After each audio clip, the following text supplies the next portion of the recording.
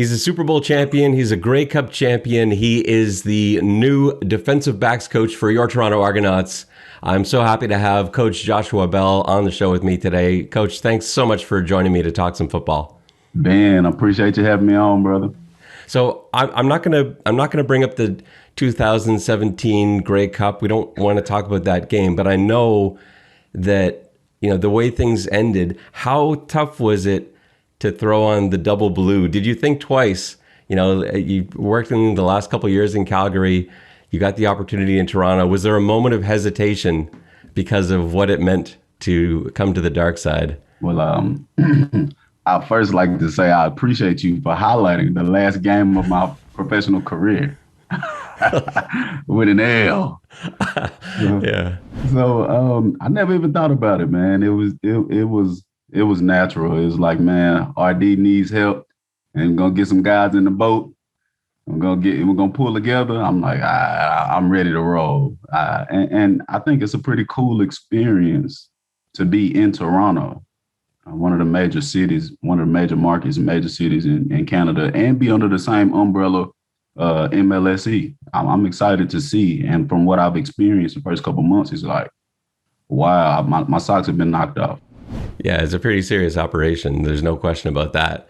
What was the toughest thing for you transitioning from? Because it was immediate. It was like one day you were a player, and then like that night you were a coach. It's tough for most people, I think, anyway, especially a player that was playing at a high level like yourself. Do you find yourself on the sideline? Like, were you ready to run out on the field when the defense went out there? What was the toughest part of trading in your helmet for a headset? Well, the toughest part, man, about transitioning was learning how to do stuff on the computer. The tech stuff, just to think about it. Since I left college, I've been a football player. So I think that was probably the toughest thing. It's been a couple games like Labor Day Classic, that first game of the season, wanting to find your new niche for your team. As a player, you know what your niche is. As a coach, it's just like, man, you want to be what your players need all the time, as opposed to satisfy yourself by just doing whatever you want to do for a game. So I'm always thinking and trying to be conscious. I think that's one of the hardest things for me, is always being aware of my peers and my players and trying to be what they need. You've always been a responsible player and a team leader, but I know that sometimes things get fired up in a game, and I see you take a couple steps towards a guy. Any temptation? You're standing there on the sideline, suddenly you got a polo shirt on instead of a jersey. You see something happen right in front of you. Do you ever take a couple steps towards the field, have somebody grab you by the collar? Well, my first 2 years, I've been in the box. I went from a field general to being in the box. And so I haven't had that much experience down on the field. I should be able to get experience this year and promise to be on the field this year. Coach Young said I can be on the field. But I'm still the same man. I'm still the same man I was when I was a player. If I see anything outlandish, I'm naturally ready to, hey, stop, or hey, I'm naturally ready to do that. And the past 2 years, I've actually had a little protection to realize, hey, get back, little coach. Get back, little coach. Get out of the way. The players are here. So I think the players, it's a good check and balance system to keep guys in line. And even with me. So let's talk about the structure, I guess. The secondary is so complex now, because you've essentially got the Sam Backer thrown into the mix now too. The CFL, all teams are basically playing this sort of pseudo dime defense where you've got your 4-2 and basically 6 defensive backs. Absolutely. How does that break down from a coaching standpoint? Like if you've got a linebacker like Jason Beck, who they decide, maybe he's going to try it out at Sam a little bit, does he suddenly become your guy? How does that work? Yes, they belong to me. It's all yours now. All me. Once you become a dime, or a Sam Backer, as we call it, hey baby, you got to go with the cheetahs now. No longer. You got to go with the cheetahs. So those guys, those 6, I really value being a defensive back coach because we get 6 in the back end. I think it's the toughest job numerically Factually, let me say, nobody else on the field coaches six guys on the field every single play. As outside of position coaches, to have six guys, to be able to have those guys in the right places, to have success, and that dime position, sound position. I'm excited to see what happens there. We have a lot of great talent like Chris Humes, Jeff Richards, Shaq Richardson, Robertson Daniel. We have so many guys and a lot of younger guys too that can play the dime for us. It's a good thing we're so virtual right now. I don't know what kind of room you would need to be able to fit 25 DBs in it for film and stuff like that. This is the fact that we're on Zoom is probably extremely helpful, I would imagine. Man, we're gonna have to get a little drive-in movie theater for the guys in the DB room. 2021, I think at least 21 guys right now with the draft picks.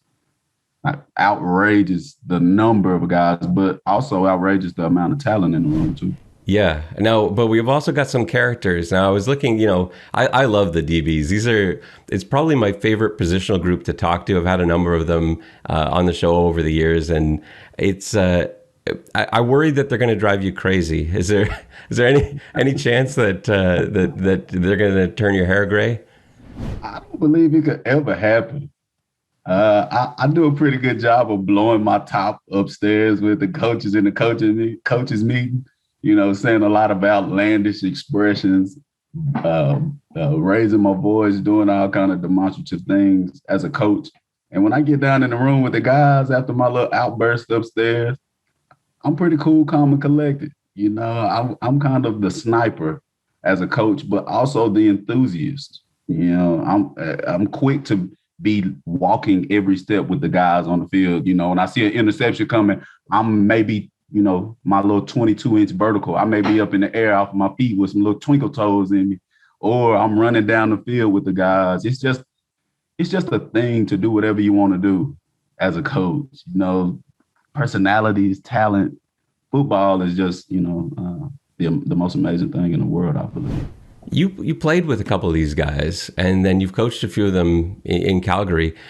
How do you draw that line? Because you're not a player anymore. It's not quite the same. And even if you want it to be, and you still want to be, want to be able to relate to these guys on the level of a friend, it's different because you're a coach now. How do you make that transition from teammate to coach? I don't believe in my own personal philosophy, I don't believe there's any difference. I believe the person that you are should always exude how you treat of each other, and especially men, which is one reason why I love coaching at the professional level.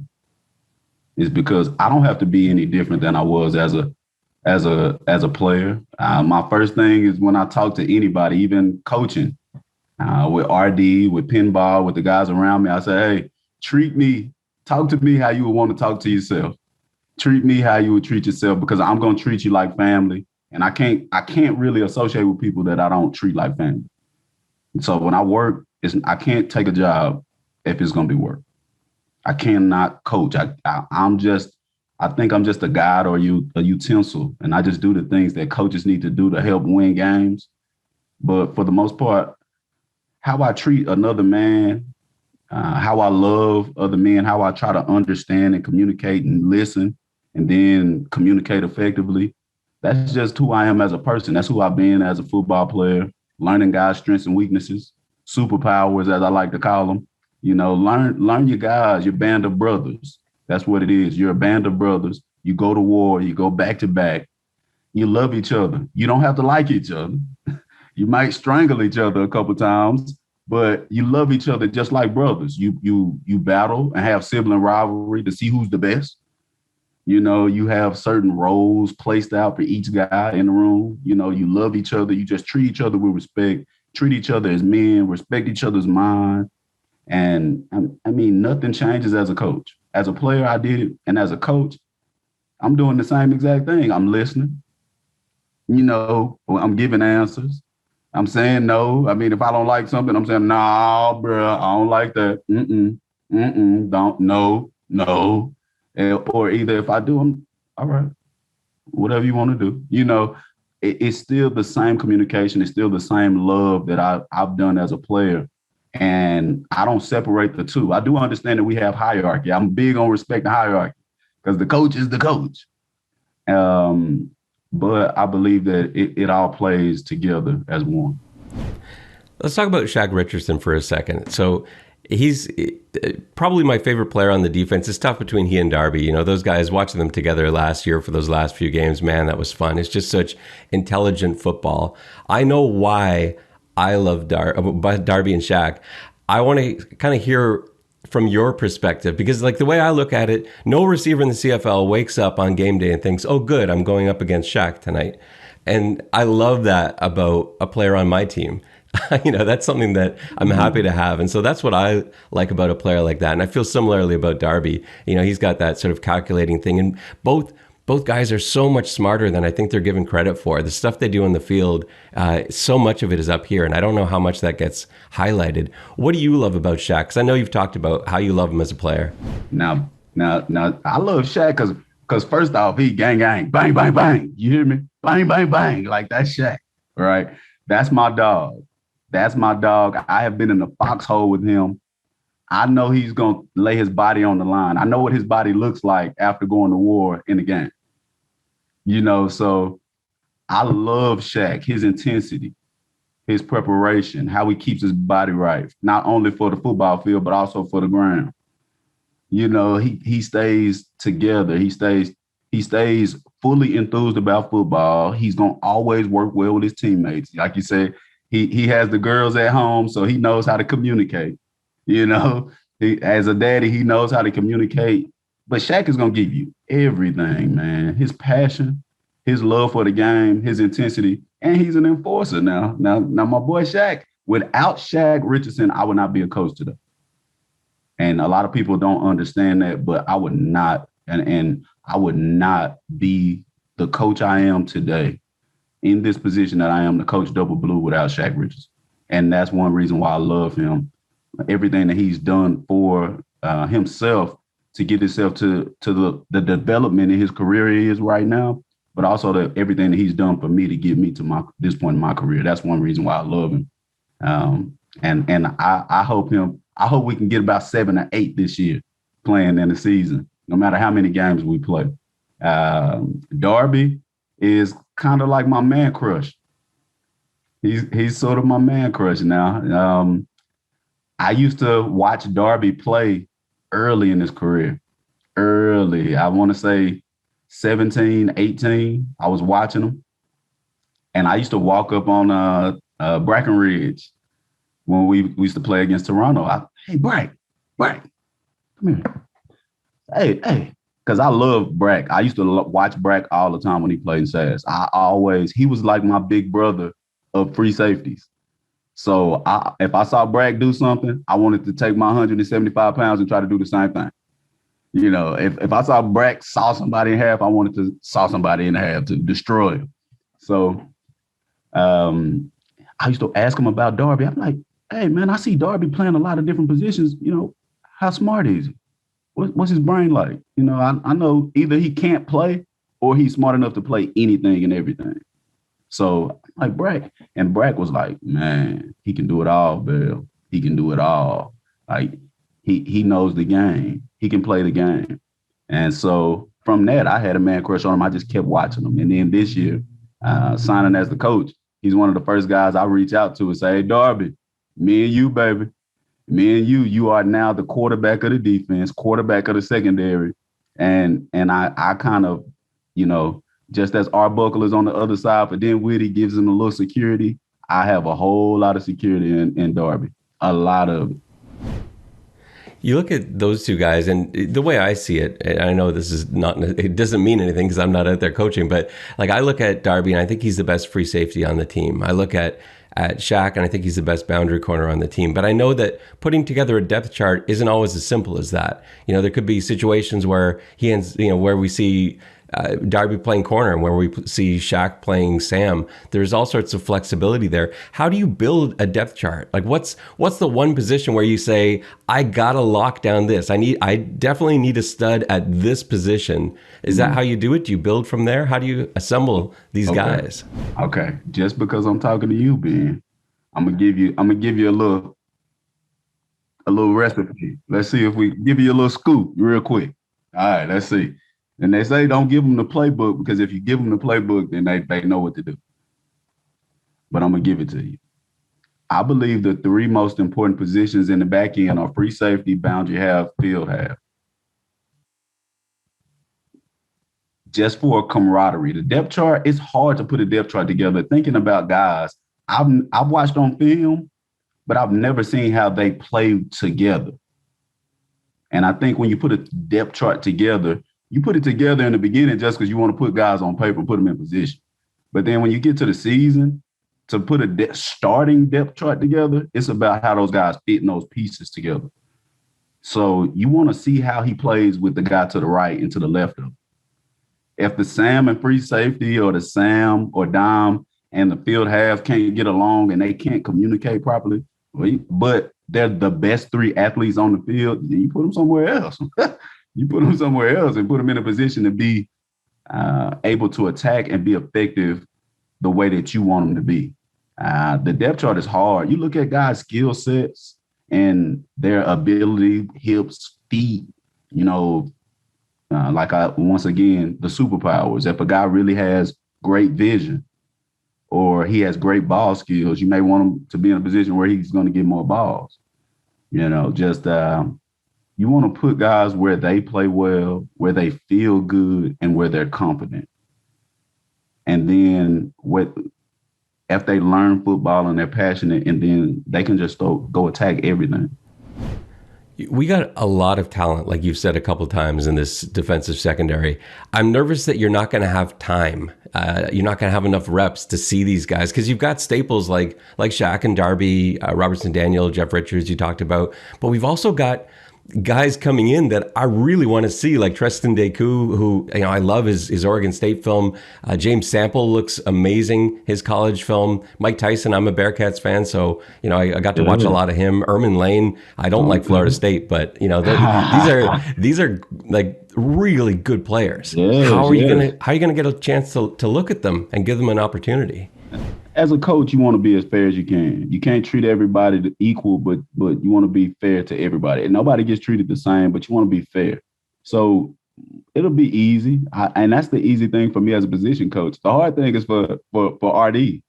Dinwiddie is the one that has to structure practice and say, man, we want to get a good look at all these guys. If we set up 20 reps in a period and I have 20 guys, that's my job, to get them as many reps as they can and get them prepared. The biggest thing is to not just get them more reps, but make the reps count as a coach, especially as a DB coach. Some guys need 10 reps to learn it. Some guys need 50. The hard part is getting those guys that need 50 reps to get it right in 25. Because the guys that get it right in 10, them getting 20 to 25 reps, they're getting real good. And these guys that need 50, it's my job to be the catalyst or the enzyme in their learning process.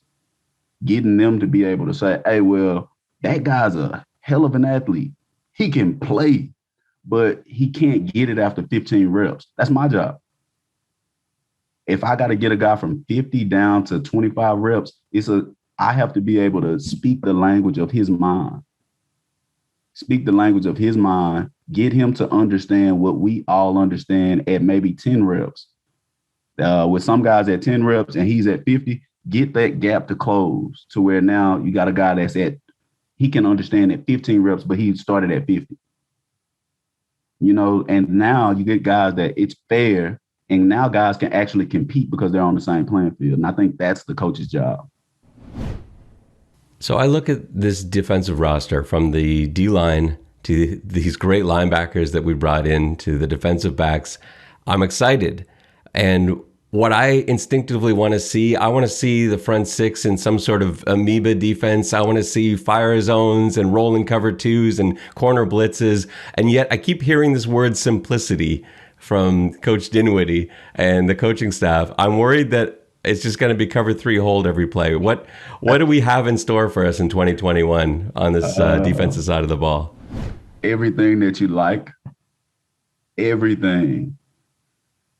We can do any and everything, but the way that we do it is simple. Doesn't mean that we're going to run one coverage. It just means that we won't use 100 words to speak one coverage as opposed to other coaches will be, oh, you know, they think football is trigonometry. And that's why they're not having success. You know, some coaches are old school and realize you got to adapt with the times. We live in a technology time period where guys text all the time instead of pick up the phone and call. You got to make it short. You got to keep it short and simple. So we're going to be simple and quick on defense, but guys are going to be attacking, and we're going to do a lot of different things. We're going to be speaking with Coach Young. We're going to be able to do exactly what you think of, everything that you spoke of. We're going to be able to do that and more and still keep it simple. Well, that is definitely some exciting stuff to look forward to. And if the team can bring half of the intensity that you bring to everything you do, I think we're going to be absolutely fine. So I can't wait to get the season started. Coach, thanks so much. You've been really generous with your time. I really appreciate you talking some football with me today. Hold on, Ben. I don't get to ask questions on the podcast? You can, if you want to host, you're welcome to. You can be a guest host. What do you have? Oh, okay. Now, since this is I'm just coming to Double Blue now, and I get to be on the podcast with Ben. Now, Ben, I need some history, some facts. I need something to chew on Double Blue history, or something you can give me, at least a fun fact tidbit that you got that most people don't know. I don't know if I can give you something that most people don't know, because those are the things I try to talk about. But let me tell you something that got me excited about football and why I am an Argos fan. It goes back to my childhood. I was born in Toronto, but I didn't grow up aware of the Argos very early on. I was actually a Bengals fan first. And then in the early 80s, a young man named Conridge Holloway came to town, this exciting quarterback. And he swept the city like you wouldn't believe. And as a 6-year-old kid, I got caught up in this. And I remember not even knowing that Toronto had a football team. You know, I was a Bengals fan. I was an NFL fan at the age of 6. It was what there was. And then I'm like, hang on a second, wait, we've got a team? And then I remember going to a game and seeing Conridge Holloway out there and just the presence he had, and this thought that the entire stadium, when he went out on the field, we felt like we had a chance to win. And that was magical. And anyone that went through the 80s as an Argos fan remembers how impactful Conridge was. There were other eras too. You know, there was the Doug Flutie Grey Cup era, absolutely, the Raheem Ishmael and Pinball. You know, Pinball's, he's the man. But right. There was something special about Conridge Holloway. And there are so many other factors that we can tie into that too. You know, a black quarterback starting, a guy that was turned away in the NFL, and here suddenly he's given an opportunity because it was an organization that had some sense. And they said, yeah, you can play quarterback. I don't care what color your skin is. Go play quarterback. And he did. And he was amazing. And he was an inspiration for an entire generation. And that is who got me hooked into football. That's the only Argos trivia you need to know. Yeah, see, that's what I wanted right there. That's what I wanted right there. And right there is why I love being part of Double Blue, bro. That is the reason why I love being part of Double Blue, because you can feel that energy from the top: Pinball, Dinwiddie, McAdoo, J-Jack, Marcus, Glenn, all the way top down. You can feel that same energy, that same love, and that same passion, man. And I'm truly happy and privileged to be a part. Thank you so much. Joshua Bell, coach of your Toronto Argonauts defensive backs.